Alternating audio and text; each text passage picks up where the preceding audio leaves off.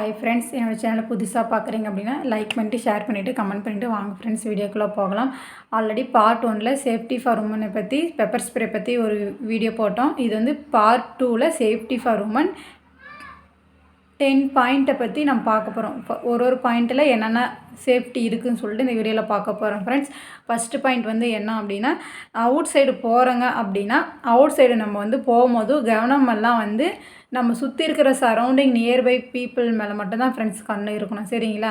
சரி, நம்ம போனோமா வந்தோமா அப்படின்லாம் இருக்கக்கூடாது. ரெண்டாவது பாயிண்ட் வந்து அப்படின்னா, இப்போ நம்ம வந்து அவுட் சைடு எங்கேயாச்சும் போகிறோம், ஏதாச்சும் ஃபங்க்ஷனுக்கு போகிறோம், ஏதாச்சும் ரிலேஷன் வீட்டுக்கு போகிறோம், இல்லை ஏதாச்சும் ஃப்ரெண்ட்ஷிப்பை வந்து மீட் பண்ண போகிறோம் அப்படின்னா அவுட் சைடு வந்து மொபைல் யூஸ் பண்ணுறதை வந்து கம்மி பண்ணணும். ஏன் அப்படின்னு சொல்லி கேட்பீங்க. அக்கா ஏன் வந்து மொபைல் கம்மி பண்ணணும் அப்படின்னு சொல்லிட்டு கேட்பீங்க. அதுக்கு ரீசன் வந்து என்னென்னா, மொபைல் யூஸ் பண்ணது கம்மி பண்ணுங்க அப்படின்னா நம்ம மேலே யார் கண் இருக்குது, யார் என்ன பண்ணுறாங்க அப்படின்னு சொல்லிட்டு எல்லாமே பார்க்கலாம். நான் பாட்ட மொபைல் பேசிட்டு போகிறோம், அதுக்கப்புறம் தான் அவங்க கழுத்தில் இருக்கிற செயினை பிச்சுட்டு போகிறது, காதில் இருக்கிற தோடை வந்து இழுத்துட்டு போயிடுறது, இதெல்லாம் வந்து என்ன ரீசனுக்காக வந்து அதிகமாக நடக்குதுன்னா ஃப்ரெண்ட்ஸ், நம்ம மொபைல் வந்து அதிகமாக யூஸ் பண்ணுறோம்ல அவுட் சைடு, நம்ம மொபைல் யூஸ் பண்ணிட்டு போகும்போது மொபைலில் வந்து நிறைய முழுகிடுவோம். நிறைய பேர் அப்படி தான் இருக்கிறீங்க. ஒரு சிலர் வந்து சேஃப்டியாக இருப்பீங்க, மொபைலில் வந்து முழுகிடுவோங்க. சரிங்களா? முழுகிட்டுங்க அப்படின்னா கரெக்டாக வாட்ச் பண்ணுவாங்க. ஒரு 5 நிமிஷம் வாட்ச் பண்ணுவாங்க, 10 நிமிஷம் வாட்ச் பண்ணுவாங்க, ஒரு 1/2 அன் ஹவர் வந்து நம்மளை கவனிச்சிட்டே இருப்பாங்க. நம்ம எங்கே போகிறோம் அப்படின்னு சொல்லிட்டு நம்மளுக்கு என்ன தெரியாது. நம்மளெல்லாம் யாருமே பார்க்கலப்பா அப்படின்னு சொல்லிட்டு நம்ம பாட்டு ஃபோன் பேசிகிட்டே இருப்போம்.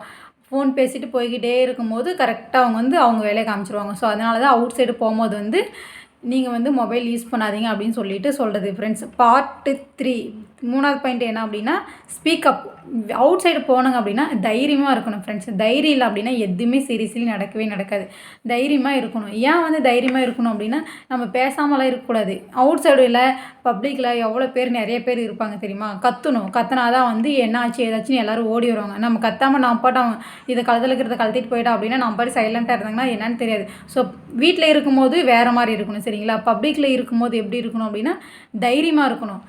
இல்லை அப்படின்னா அவங்கள கூப்பிட்டா செய்யிட்டா பண்ணிட்டா அப்படின்னு சொல்லிட்டு போலீஸ் கால் பண்ணிட்டா அப்படி இப்படின்ட்டு எல்லாமே வந்து கொஞ்சம் அவங்களும் நீங்கள் பேசணும். நம்ம தைரியம் தான் வந்து அங்கே இருக்கிறது. சரிங்களா?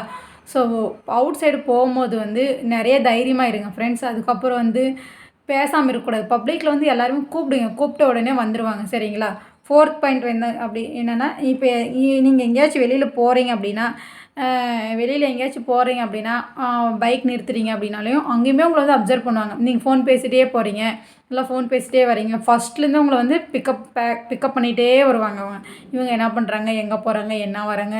நம்மளுக்கு வந்து ஃபோன் பேசுறது வந்து தெரியாது. கார் பார்க்கிங் நிறுத்தும் போது தான் வந்து அவங்க வேலை கேட்டவங்க. நிறைய வீடியோஸில், நிறைய இடத்துல, நிறைய சோசியல் மீடியாவில், நிறைய பப்ளிக்கில் எங்கே பார்த்தாலுமே வந்து கார் பார்க்கிங் நிறுத்துறது, பைக் நிறுத்துற இடத்துல தான் நிறைய கொலைத்தான் நடக்குது, நிறைய சூசைட் நடக்குது, கழுத்தை அறுத்துட்டு நகை எடுத்துகிட்டு போகிறது. அதுக்கப்புறம் ஃப்ரெண்ட்ஸ் 5வது பாயிண்ட் வந்து என்ன அப்படின்னா, நீங்கள் அவுட் சைடு போகிறீங்க அப்படின்னா தயவிட்டு கோல்டு போட்டுட்டு போகாதீங்க. சரிங்களா?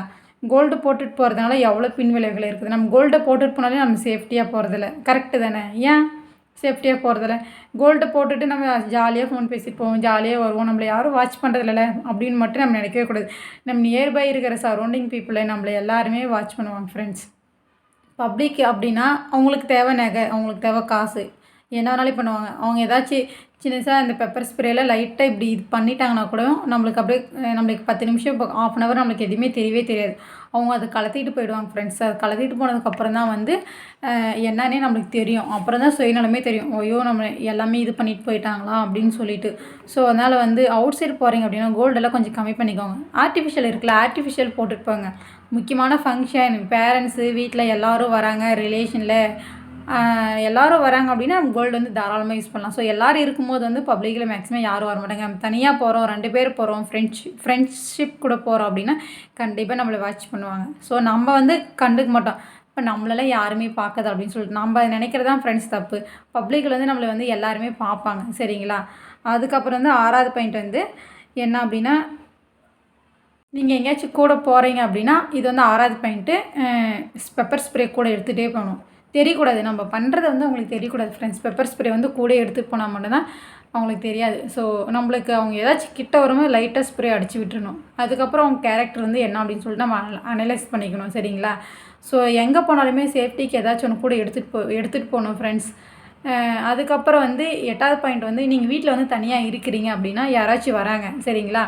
யாராச்சும் வரும்போது வந்து கதவை தருங்கன்னுவாங்க. ஸோ வந்து நீங்கள் என்ன தெரியுமா சொல்லணும், யாருமே வீட்டில் இல்லைனாலுமே அப்பா கதவை திறப்பா, அப்பா கதவை திறப்பா, அப்பா கதவை திறப்பான்னு சொல்லணும். இல்லைன்னா அம்மா கதவை திறங்கப்பா, அண்ணா கதவை திறங்கப்பா, ஹஸ்பண்ட் இருந்தாங்கன்னா ஹஸ்பண்ட கதவை திறங்குங்க, யாரோ வந்திருக்காங்க, எல்லோரும் ஓடி வாங்கன்னு சொல்லணும். இல்லைனாலுமே அப்படி தான் ஃப்ரெண்ட்ஸ் சொல்லணும். நீங்கள் வந்து உங்களை நீங்கள் வந்து அனலைஸ் பண்ணிக்கூடாது. ஐயோ நம்மளுக்கு பயமாக இருக்குது அப்படின்னு சொல்லிட்டு நீங்கள் இது பண்ணிக்கூடாது. வீட்டில் யாருமே இல்லைனாலும் கூப்பிட்டு விடணும். அப்பா வாங்கப்பா, அம்மா வாங்கப்பா, யாரோ திருடர் வந்திருக்காங்க, யாரோ வந்திருக்காங்க அப்படின்னு சொல்லிட்டு கூப்பிட்டு விடணும் ஃப்ரெண்ட்ஸ். நீங்கள் சைலண்ட்டாகவே இருந்தீங்க அப்படின்னா அவங்க கரெக்டாக கெஸ் பண்ணிவிடுவாங்க, அனலைஸ் பண்ணிடுவாங்க. வீட்டில் யாருமே இல்லை, இந்த பொண்ணுக்கு வந்து பயமாக இருக்குது அப்படின்னு சொல்லிட்டு சீரியஸ்லி அனலைஸ் பண்ணிவிடுவாங்க. ஸோ யாருமே இல்லைனாலுமே கூப்பிடணும், கத்திக்கிட்டே இருக்கணும். அப்பா வாங்கப்பா, யாரோ வந்திருக்காங்கன்னு சொல்கிற இதில் அவுட் சைடு இருக்கிறவங்க வெளியே வந்துடுவாங்க. சரிங்களா? ஸோ அப்போ வந்து உங்களுக்கு ஒரு தைரியமாக இருக்கணும். ஃபஸ்ட்டு வந்து நீங்கள் தைரியமாக இருக்கணும் ஃப்ரெண்ட்ஸ். இது முக்கியமான பாயிண்ட்டு. சரிங்களா? எல்லாத்தோட இந்த 10 பாயிண்ட்டில் இந்த 8வது பாயிண்ட்டு தான் ஃப்ரெண்ட்ஸ் முக்கியமான பாயிண்ட். யார் மேலேனாலையும் கத்தி வீட்டில் இருக்கிறவங்கள கூப்பிடணும். சரிங்களா? கூப்பிட்றலே அவங்க போயிடுவாங்க. அவங்களுக்கு ஒரு பயம் வந்துடும். சரிங்களா? 10வது பாயிண்ட்டு வேணால் வந்து அப்படின்னா, நீங்கள் எங்கேயாச்சும் வந்து வெளியில் வந்து ரெஸ்யூம் கொடுக்குறீங்க அப்படின்னா உங்களோட உண்மையான கான்டாக்டை கொடுக்காதீங்க ஃப்ரெண்ட்ஸ். உண்மையான கான்டாக்டை கொடுத்தீங்க அப்படின்னா அது வேறு மாதிரி விளைவுகள்லாம் இருக்கும். ஒரு சில இடத்துல உண்மையாக இருக்கும், ஒரு சில இடத்துல பொய்யாக இருக்கும், ஒரு சில இடத்துல வந்து நம்ம நம்பர் வேணும்னு சொல்லிட்டு உங்களுக்கு ஏதாச்சும் ஒர்க் வேணுமா, உங்களுக்கு ஏதாச்சும் ஜாப் வேணுமா அப்படின்னு சொல்லி உங்கள் ரெஸ்யூமை கொடுங்க, உங்களுக்கு ஒர்க் சொல்கிறேன்னு சொல்லிட்டு அந்த நம்பரை வச்சு மிஸ்யூஸ் பண்ணுவாங்க. சரிங்களா? எந்த ஒரு காரணத்துக்காகவும் எந்த ஒரு ரீசனுக்காகவும் உங்கள் ஒரிஜினல் நம்பரை ரெஸ்யூமில் கொடுக்காதீங்க ஃப்ரெண்ட்ஸ். என்னோடய அனுபவத்துலேருந்து சொல்கிறேன். சீரியஸ்லி நீங்கள் வந்து அனதர் கான்டாக்ட் நம்பர் கொடுங்க. சரிங்களா? அதுக்கப்புறம் வந்து என்னென்னா சோசியல் மீடியாவில் வந்து உஷாராக இருக்கணும். சரிங்களா? இப்போ வந்து நீங்கள் ஒரு யூடியூப் சேனல் வச்சாலுமே உஷாராக தான் இருக்கணும். சோசியல் மீடியாவில் வரும்போது உங்களுக்கு இமெயில் நம்பரு, ஃபோன் நம்பரு அது எல்லாமே வந்து உஷாராக இருக்கணும்.